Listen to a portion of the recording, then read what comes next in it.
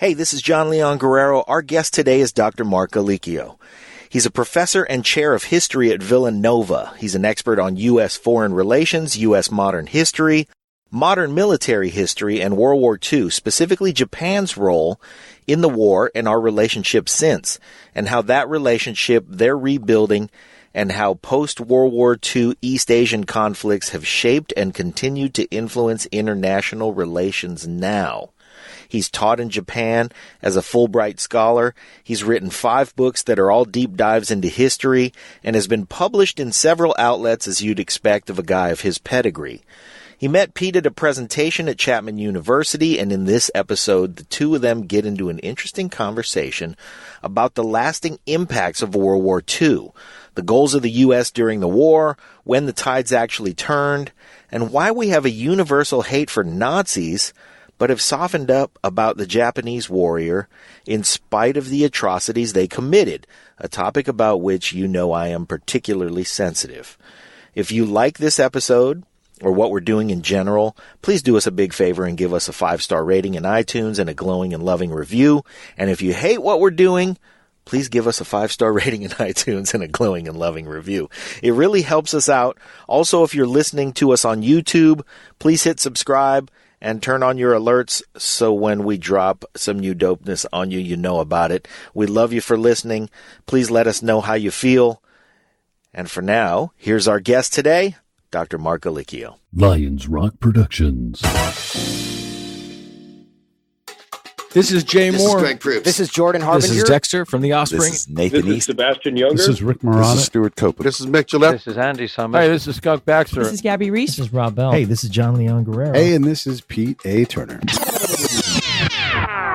Hi, this is Marc Gallicchio, co-author of Implacable Foes with Waldo Heinrichs, Implacable Foes, War in the Pacific. And this is the Break It Down show with Pete Turner.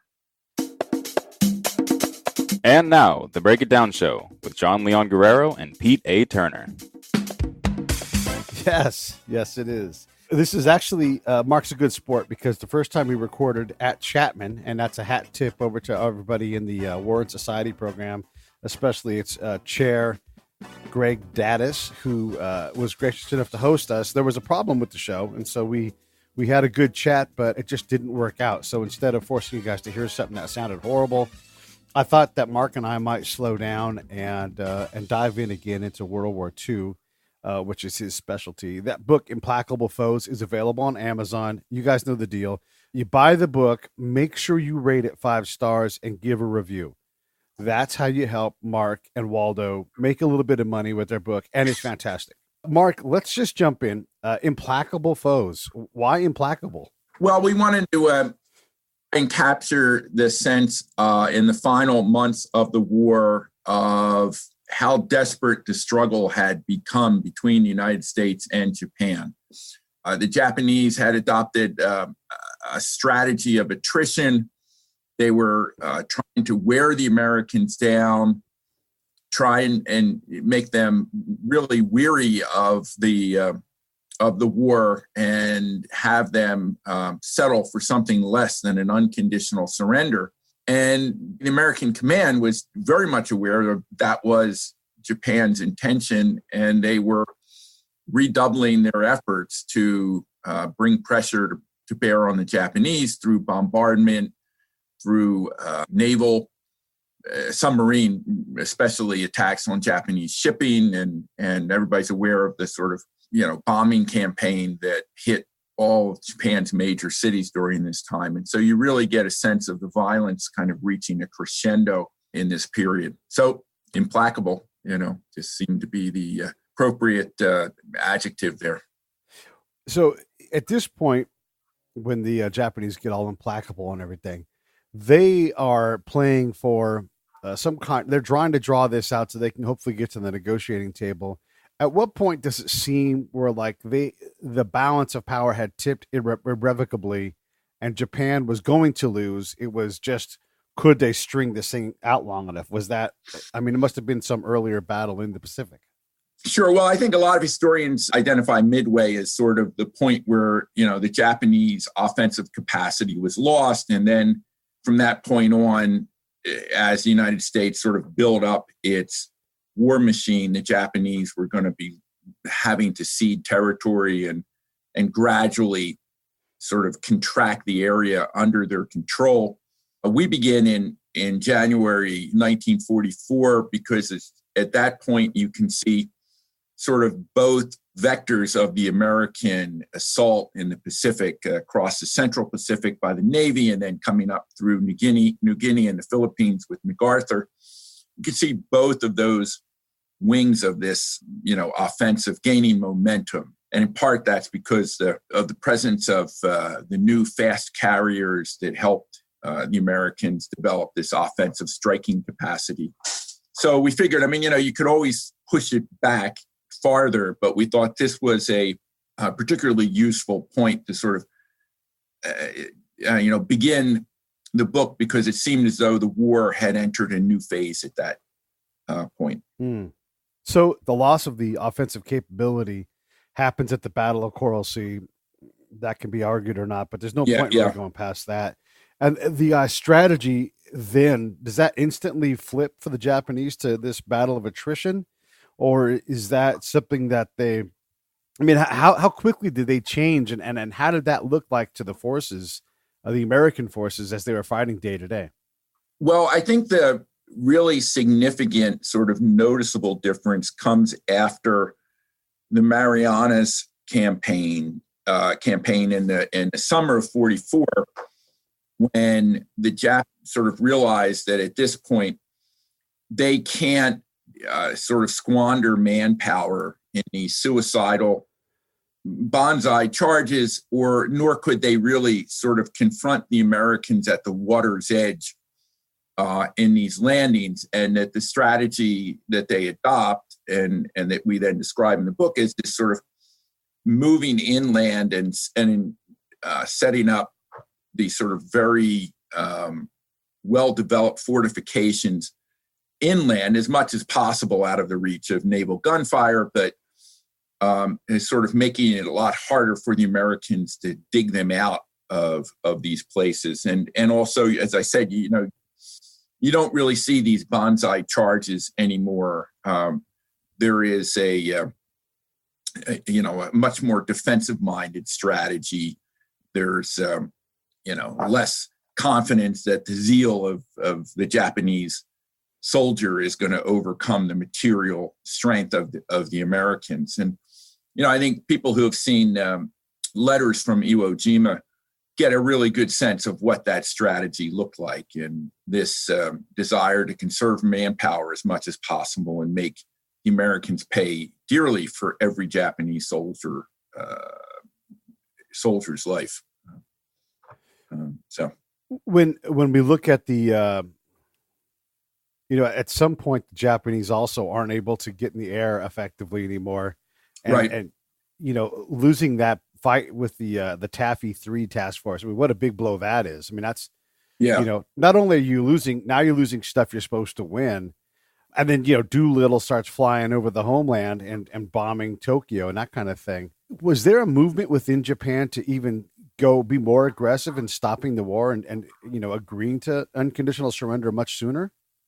Well, there's a rather large debate among historians about that. I think the preponderance of evidence is on the side of those historians who argue that, in fact, the Japanese were not prepared to sue for peace. And it's Herbert Bix, the American biographer of Hirohito, makes the point that the Japanese in the spring of 1945 were talking about peace, not surrender. And peace meant something that would leave the Japanese government intact, and they were willing to sort of relinquish their control over the empire they had acquired, but on the condition that those areas would also be liberated from European colonial rule. So that would allow the Japanese to sort of say, see, we fought this war on behalf of Asia. We've liberated Malaysia and Indonesia from colonial rule. And that that was unacceptable to the Americans, that the Japanese should in some way kind of set the terms of a surrender. It's also the case that the Japanese never approached the Americans with any list of terms that they deemed acceptable. I mean, they simply, they didn't engage in any kind of diplomacy. And there were some Japanese diplomats in Europe. People refer to them as the peace entrepreneurs, which is a pretty nifty description. These guys who were acting sort of independently, who were trying to make contact with through European businessmen to say, well, let us know what the Americans want, and maybe we can discuss some kind of arrangement for a surrender. And they were told in no uncertain terms by the Japanese Foreign Ministry to cease and desist those efforts, just to break off contact. There was no thought at that point of even negotiating. And so, no, I mean, there were some people who thought, clearly that the Japanese, they realized that Japan wasn't going to win the war, but they were not willing to accept defeat at that point. They hoped to sort of kind of wriggle off the hook, They were counting on American morale to crack, basically, and Americans get tired of the war. And that's something that we talk a lot about. And that was a concern that American Joint Chiefs had, particularly General Marshall, that the Americans would lose their enthusiasm for the war. They would look past Japan towards peace. And there's a lot of evidence that was happening after Germany surrendered. Yeah. When we look at the war weariness of a people, it is a pretty good bet. I mean, we can talk about the numbers, not so much anymore in the daily, the zeitgeist of what we all talk about on a day-to-day basis. Can we necessarily name how many people have died serving our country in Iraq and Afghanistan? But we know that number's around 7,000 people in 18 years or whatever that number is. We have a sense of it. But 7,000 people, and I'm rounding up, died at Iwo Jima. Like in a month. So is there a universe? I mean, it has to be that there is a possibility greater than zero that Japan was right in this strategy and that our spirit should have been broken. Well, I think they saw what was happening in the United States and then what happened on Iwo Jima and then on Okinawa as evidence that their strategy was working. The emperor was hoping for sort of one more victory at that point. And of course, to achieve that, they pushed all their chips into the pile, so to speak. They moved troops out of Manchuria and even out of the main island of Honshu down to the southernmost island of Japan, Kyushu, with the intention of meeting the American invasion there. It was pretty clear that was going to be where the Americans were going after the Philippines and Okinawa. And the Japanese, identified the beaches where the Americans would be landing. Sort of geography and the terrain determined that. And they were ready to meet the Americans with far more troops than the Americans had originally anticipated. So, they were hoping to really, bloody the American forces and enforce some kind of a negotiation over settlement at that point. Now the quality of the troops the Japanese were throwing together was certainly mixed, and the equipment that some of them had was inferior and all the rest. But there were still far more of them than anybody had expected until they began to sort of discover they were there in July, through intelligence reports. Yeah. Americans were kind of startled to start collecting this information. And I guess we should ask the big question about the bombs dropped in Hiroshima and Nagasaki. But before we do that, it always strikes me as incredible the amount, just from several battles, the battle for Iwo Jima, the battle for what's the I cannot think of the island right now where the Peleliu. Where Peleliu. Oh well, yeah. So the battle for Peleliu, all these little fights. that go up to it. And then, you have the battle for Saipan, and there are 29,000 casualties, of which 5,000 are suicides. Yeah. So with that in mind, seeing what the Japanese are doing to themselves, and also convincing civilians to jump and kill themselves, just that's the military dead. Then there's the civilian casualties that are self-inflicted. Right. Because we forget that part. Like, we don't want this to continue to happen in Japan and kill every single Japanese person ever. And yes, a lot more people died in the one instant, but really, did they? I don't know. So how do you sort of see that? Well, I think like most people, I wish that resolution of the war had been found that didn't involve the use of atomic weapons. But I think what we do in the book is explain why it was that Truman, when he found himself in those circumstances, thought that the atomic bomb represented a kind of deliverance, right, for him. And it has to do, with this desire to end the war as quickly as possible, with the realization that it would save tens of thousands, at least, of American lives. And of course, ending the war promptly also meant saving lives all through Asia, where, Japanese troops had conquered much and were still in control of much of Southeast Asia and China. And people in Vietnam, there was a famine that was induced, at least in part, by the Japanese exporting rice out of the country. And something like, 100,000 Vietnamese starved to death as a result. And so the continuation of the war meant a continuation of that kind of, sort of violence and devastation. And then you have to consider also, and the historian Richard Frank has pointed this out, that in adopting a policy that made every Japanese citizen a combatant, right? There's a kind of a preview of that in Saipan, and then you see it in Okinawa. But that was really basically this ketsugo, this defensive strategy. That was the idea, that everybody would, in effect, be a combatant. The Japanese did this knowing that in the coming months, they were facing the likelihood of mass starvation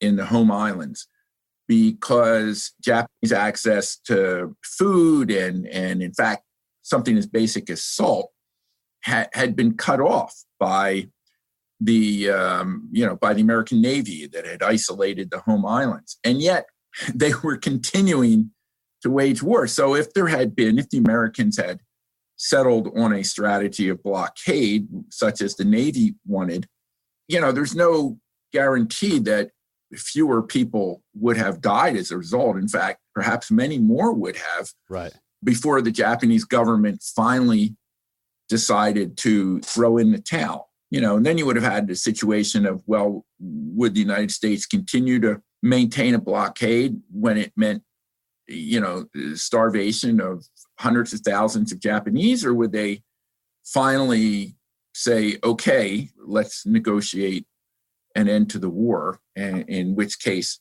the Japanese military would be able to claim at least with some justification, that their strategy had worked, right? Yeah. So that's a long answer, but it's extremely complex. That's everything that's involved in that. Yeah, it's a complex problem. And I guess let me ask you this question in a shorter answer kind of manner. Given the options on the table for Truman or anybody who's president, it's easy to look and go, you shouldn't drop an atomic bomb on somebody. Right. But was there a better option that would reliably give you something south of 100,000 people dead?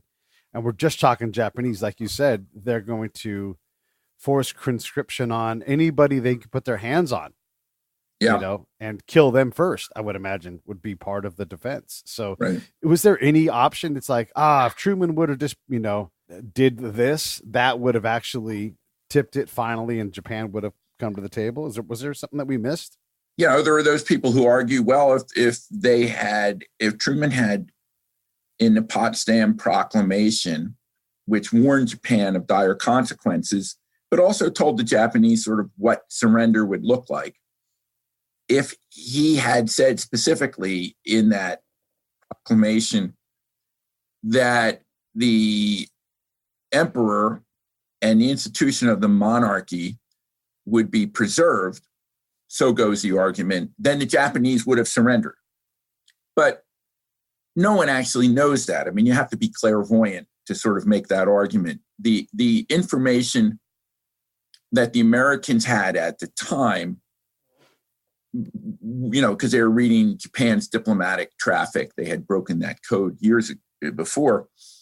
The information they had was that that was not the only issue that was holding up a surrender, and they had no idea what the Japanese government would do when they received an offer such as that. And of course, the fear in this moment when you're kind of trying to induce the Japanese to surrender is that they would see that as an indication of a softening of American resolve. And they would say, well, okay, they're willing to make a concession on the emperor. Let's see what else we could get from them. And then you find yourself in this process of negotiation, which is the last thing that Truman wanted to do. I don't think that was a viable option at that point, and it certainly didn't sort of guarantee a quick end of the war. I think given what was at his disposal at the time, the atomic bomb, I mean, it seemed like the winning weapon that he had to employ. And, Truman knew that the bomb was special. But on the other hand, everyone was also aware that the United States Air Force or Army Air Force was pummeling Japanese citizens and Japanese cities and killing thousands of Japanese citizens, and that the United States had been making war on civilians throughout the war.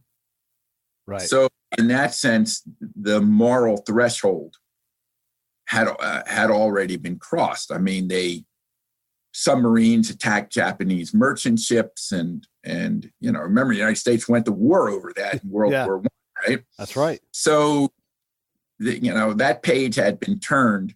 So I don't think, Truman, there's enough evidence, I think, that Truman really had second thoughts about what he had done.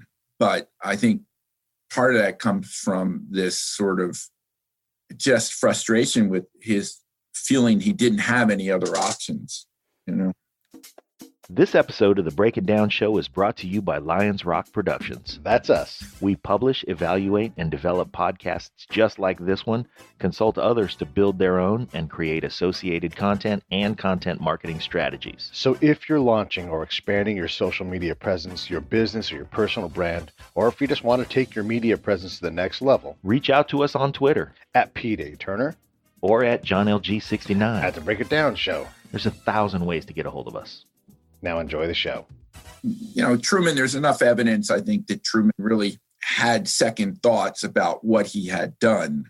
But I think part of that comes from this sort of just frustration with his feeling he didn't have any other options, When you're advising Truman, if we were to put you back in that time, and you're leaning on the atomic bomb as the answer, we also have to understand that just 30 years prior, 25 years prior, we had poorly ended World War I, so we were back in this pickle again in these fights.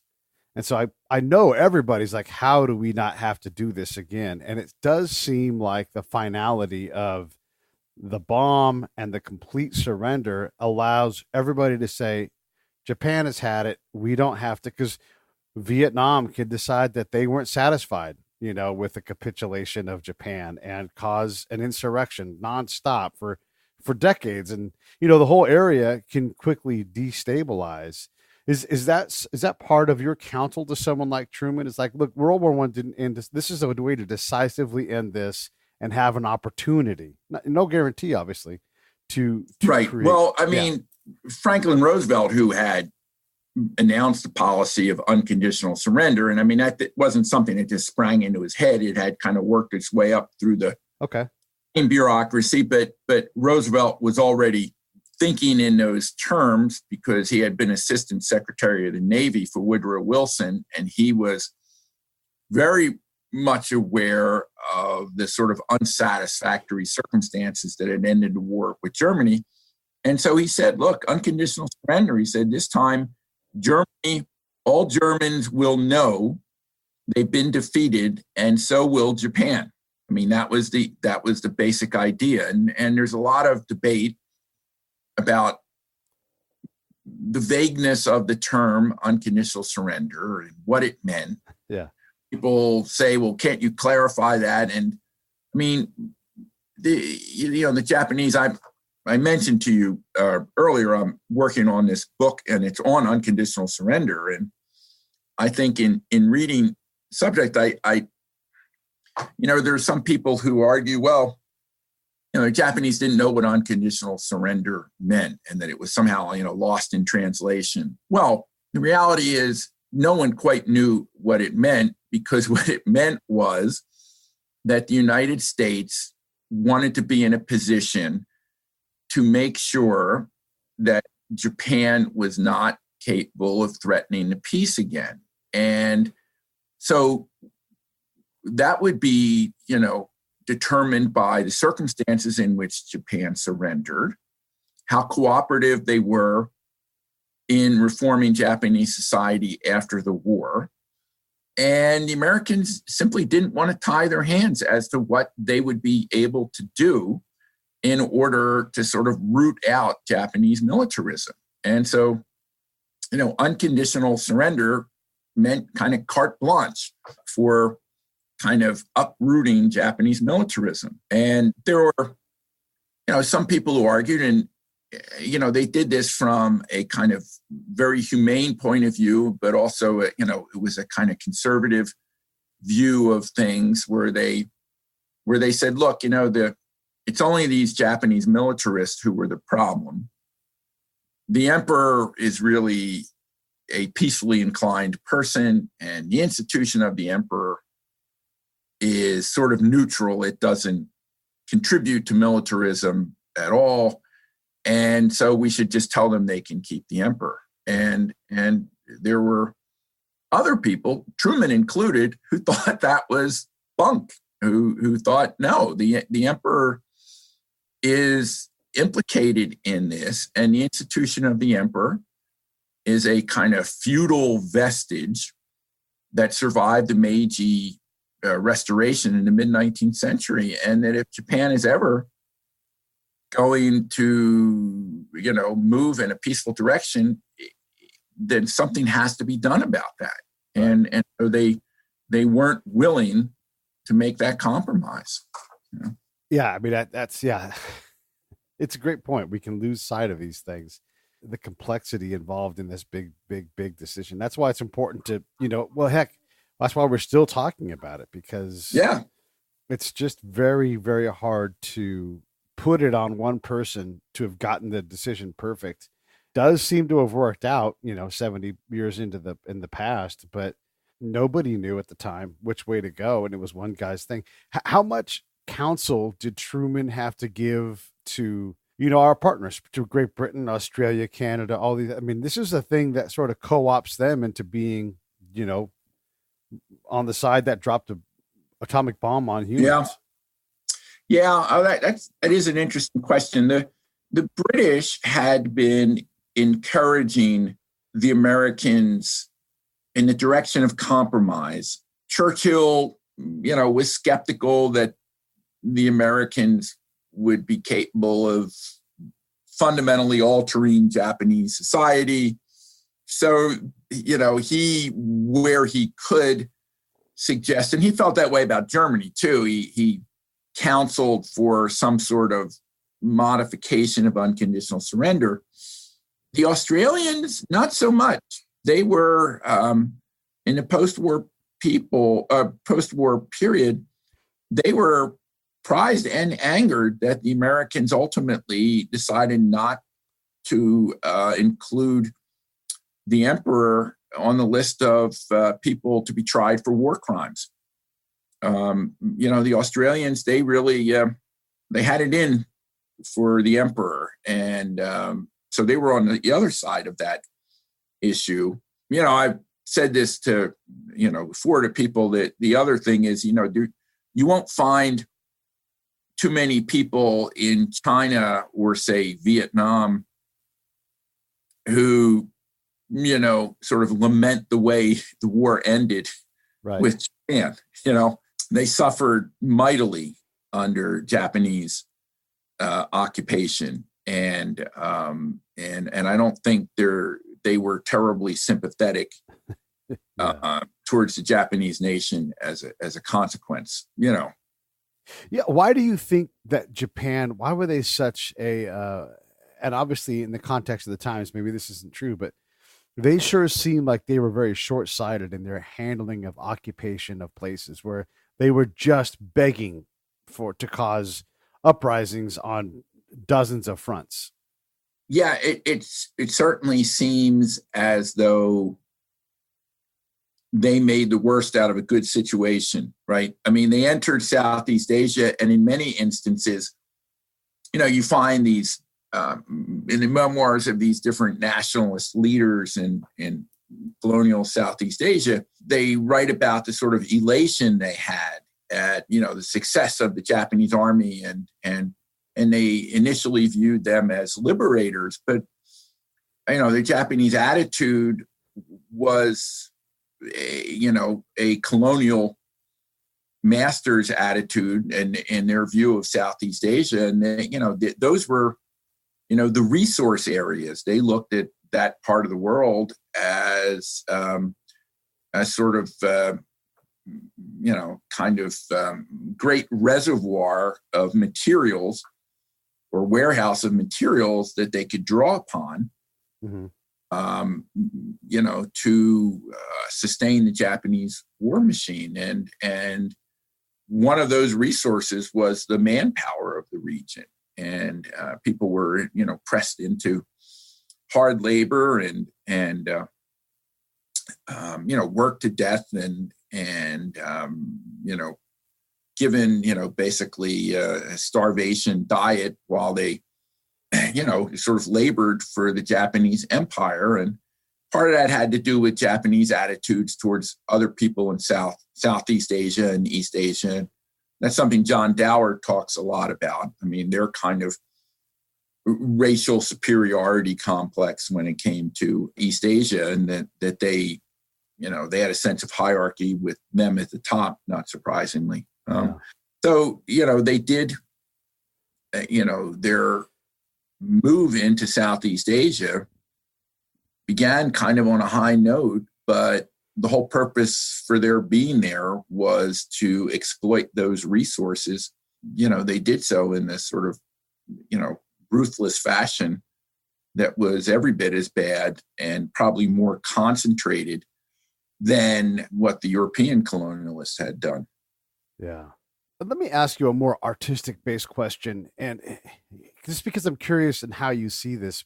It seems like over time, we love to make the villain out of the Nazi soldier, right? And rightfully so. We haven't done that with the Japanese. We might put them in a diaper and have them charge a nest and be fanatical, but we don't represent their hatred for other ethnicities like we do the Nazis. Do you have any kind of thoughts on that at all? Like when we look at the posters from the time, and it's like, don't be yellow and Jap this, and the caricatures of them, we do not like that. We look at that and we go, that's repulsive. Obviously something from its time, but that is not, we don't like that.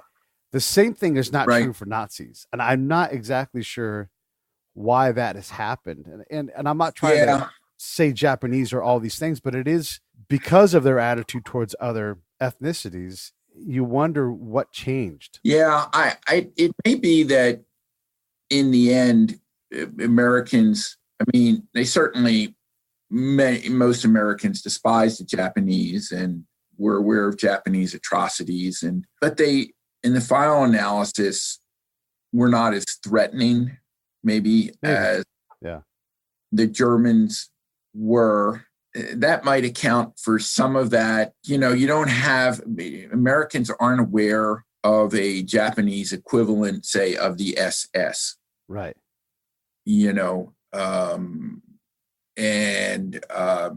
It's only later that people learn about sort of, this Japanese unit in North China that conducted all these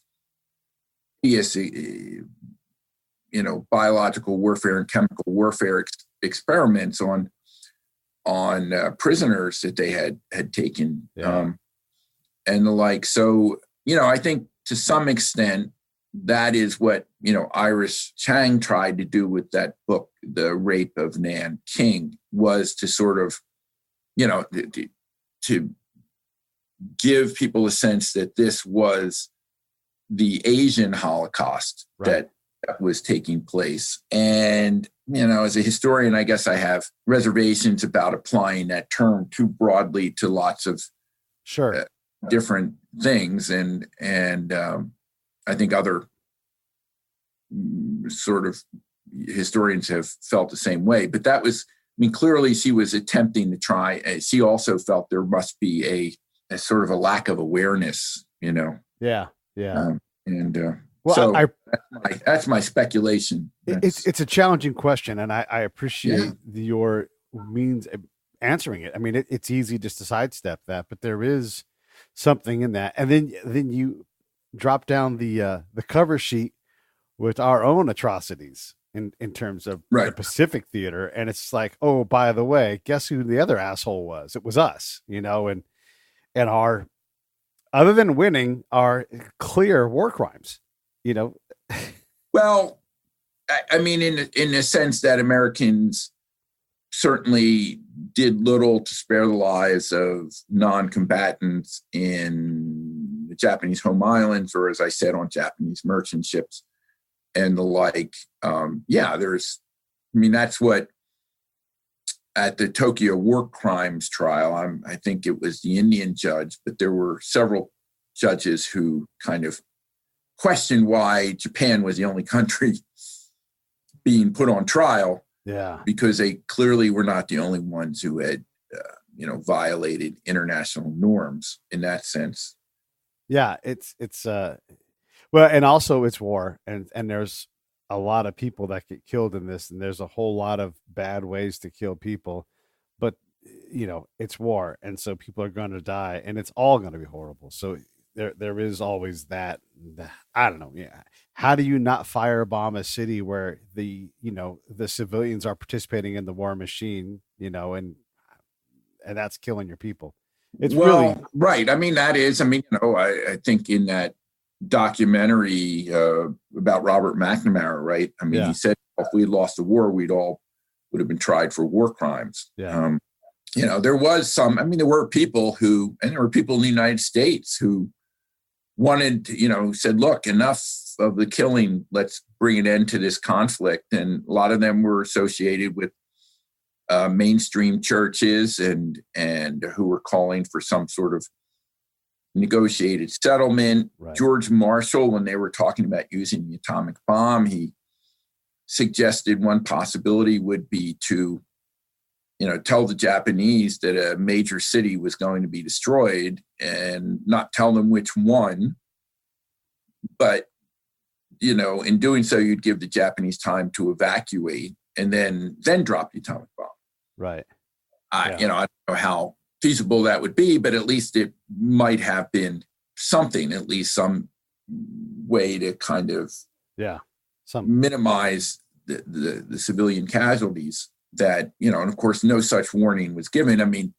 Other than the Potsdam Declaration threatens the Japanese with utter destruction, right? But they don't know what that means at that point.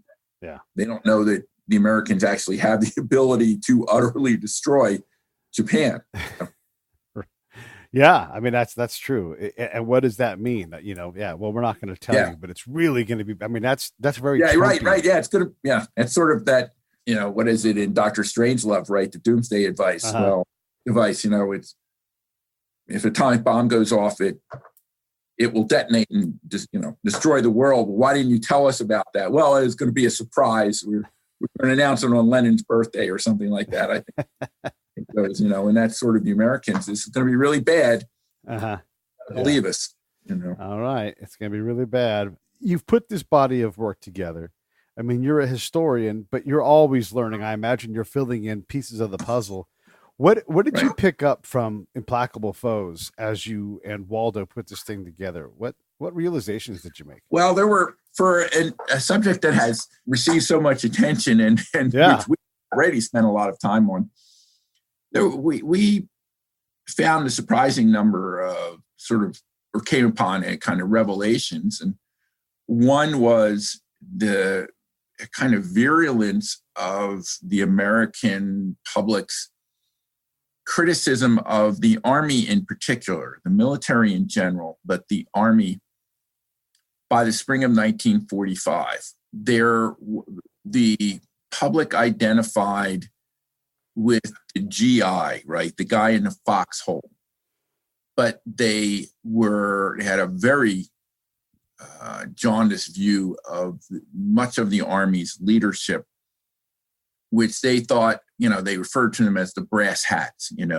They were feathering their own nest. The Army had the Army had taken the lead on trying to impose a national service bill, which was called the Work or Fight Bill. And that was in the late winter of, the early part of 1945. And there was tremendous opposition to it, and it went down to defeat. Only a kind of watered down version of the bill was passed in Congress. And people sort of saw this as a kind of a fascist measure and as evidence that the military were really just acquiring too much power and trying to regiment daily life for Americans. And so that left a pretty sour taste in people's mouths. And then there was the issue of these sort of what became known as the orphans of battle. The Army had said that they would not be sending, inexperienced soldiers overseas, particularly those sort of at the age of 18. And during the Battle of Bulge, they had to do just that. Right. So they were seen as having kind of broken faith with the American public. And there were stories, of these replacement privates who had barely gotten out of boot camp. They were 18 years old and really kind of on their own. These, teenagers, dying within days of having reached the front, and the public was outraged by that. And so there were a number of those issues that really led to a kind of a very critical view of the Army in particular, which was the most pervasive branch of the armed services that was, really, there were the most men in uniform. They were consuming the most supplies and foodstuffs and the like. And so people come in contact with the Army in multiple ways. And so that was, as I say, one of the areas where we were surprised at the depth of that and the severity of that response. And then another had to do with, this is something that General Marshall had worried about, was that, Americans would sort of have a letdown after Germany was defeated. We found out, boy, did they ever. There really was this sort of measurable drop in enthusiasm for seeing the war through to the end. And it began to manifest itself in, as I say, sort of measurable, concrete ways in demands for bringing more troops home, for reducing the military's share of, sort of domestic consumption. All warnings that, unless the Army absorbed fewer men and less in the way of supplies, the Americans would be facing a serious economic crisis before the war ended. And so there developed increasing pressure on the administration to begin the process of reconversion to a peacetime economy. And this with the campaign against Japan still to be waged. Yeah. And then, we were surprised the extent to which that had the potential to alter American plans in the war. And that was a revelation too. That was a big one. Yeah. Those are a couple that we came across and were, which we thought counted as real kind of contributions to the understanding of this period. So, and I'm glad you said that, because this is the thing. We know a lot about World War II. We have a feeling for it, but if a historian writing a book is like, oh my gosh, I learned these incredible things. That book is called Implacable Foes, War in the Pacific, 1944 to 1945, the last 2 years of the war. And it's written by, of course, Marc Gallicchio, but also Waldo Heinrichs. So those guys work together on that. Is it Heinrichs or Heinrichs? Heinrichs. It is Heinrich. Okay. Waldo Heinrichs. So I want to ask you about the next book. Tell me about that as much as you can. Yeah. Well, its tentative title is Unconditional. Okay. Title to be determined. It's about the policy of unconditional surrender. And I look at the sort of internal debates over this question. In our discussion, I kind of touched on some of those issues. Yeah. But I also look at how this sort of discussion about the purpose of the war spilled out into the public and became a source of debate among commentators in newspapers, but just average everyday citizens who were reading the papers and developing opinions about this. And of course, this being Washington, a lot of the information that people got was from, sources within the government leaking information or talking to their favorite reporter. Yeah. To shape the story. And so I talk about that. And I talk about sort of what the consequence of this policy was for, the defeat of Japan and the occupation of Japan. But there's also a kind of an interesting afterlife to unconditional surrender. The policy after the war comes under a great deal of criticism. And a lot of that criticism originally comes from the sort of conservative side of the political spectrum. Some people go so far as to allege that unconditional surrender was a policy promoted by communist sympathizers who sought to prolong the war long enough for Russia to get into the conflict, right? So that Russia could fasten itself on Northeast Asia and help the Chinese communists. So, when they're writing in the late 1940s, they say, well, you want to know why, American policy in East Asia is such a mess? Well, it's because the war went longer than it needed to be, and the Russians got in, And so you get this kind of, that's the original critique. And over time, it's actually then the kind of left wing of politics during the Vietnam War that revives the criticism of unconditional surrender and believe, I think also incorrectly, that it was, an attempt to kind of keep the war going long enough so the Americans could use the atomic bomb. Yeah. They wanted to drop that to intimidate the Russians. And Gar Alperovitz's book, Atomic Diplomacy, makes that argument, but so too does this more recent documentary series by Oliver Stone on this sort of, I think it's like the American history that people don't know or whatever. Right. And he kind of revives that argument. So, unconditional surrender gets, criticized at one time or another by nearly everybody. And so I talk about that. That's going to be the kind of final part of the book. Yeah. Wow, man. Well, listen, we've had you for about an hour, and I have so many questions. I still want to go back through the whole conversation again and start over and just ask you different questions, because there's just so much richness to this. Like, I would love to, we don't have time right now, But I would love to ask you about the letters that you guys read as you go through the history. Oh, yeah. I know from going to the World War I History Museum, the National Museum in Kansas City, there's reams and boxes and file cabinets full of these letters from all over the world. It really was a world war. And just to think about all of the things in there that you couldn't even use, but are just, they're so touching, you know? Yeah. Yeah, no, it's really true. Yeah. Well, we'll have to have you come back and talk about those things then. So when you guys want to find Marc Gallicchio, you can find him on Amazon. You can find his book there. He's a professor at Villanova, turns out, super smart guy, PhD history. And look, these stories, these guys are still figuring these things out. They're literally reading people's letters to draw this out. And this is why you got to support this kind of work, because they're really helping us to shape and understand what's happened in the past. And Mark, I just got to thank you for doing the work, because I know it's not easy. Yeah, well, but it is enjoyable. I tell my students the great thing about this is, we get to read other people's mail. Yeah. It's basically what it is. Well, I really enjoyed talking to you, Pete, and thanks for being willing to do this a second time. Yeah, no worries.